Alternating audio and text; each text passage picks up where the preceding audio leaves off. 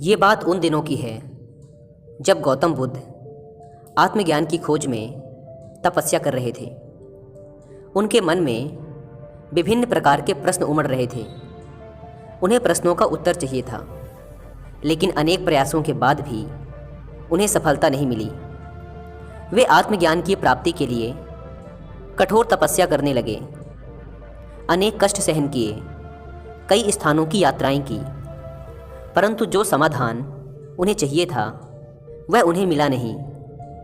एक दिन उनके मन में कुछ निराशा का संचार हुआ। वे सोचने लगे, धन, माया, मोह और संसार की समस्त वस्तुओं का भी त्याग कर दिया, फिर भी आत्मज्ञान की प्राप्ति नहीं हुई।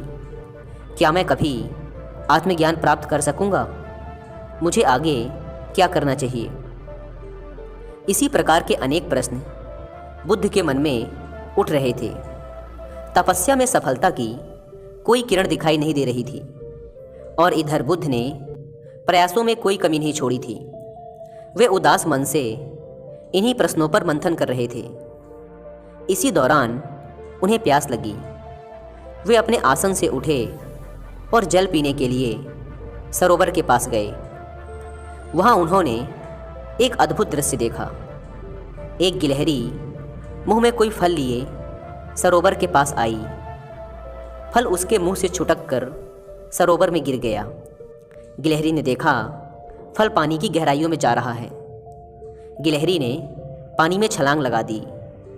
उसने अपना शरीर पानी में भिगोया और बाहर आ गई। बाहर आकर उसने अपने शरीर पर लगा पानी झाड़ दिया और पुनः सरोवर में कूद गई। उसने यह क्रम जारी रखा। बुद्ध उसे देख रहे थे, लेकिन गिलहरी इस बात से अनजान थी। वह लगातार अपने काम में जुटी रही। बुद्ध सोचने लगे, ये कैसी गिलहरी है? सरोवर का जल यह कभी नहीं सुखा सकेगी, लेकिन इसने हिम्मत नहीं हारी। यह पूरी शक्ति लगाकर सरोवर को खाली करने में जुटी है। अचानक बुद्ध के मन में एक विचार का उदय हुआ। यह तो गिलहरी है, फिर भी अपने लक्ष्य को प्राप्त करने में जुटी है। मैं तो मनुष्य हूँ। आत्मज्ञान प्राप्त नहीं हुआ तो मन में निराशा के भाव आने लगे। मैं पुनः तपस्या में जुट जाऊंगा।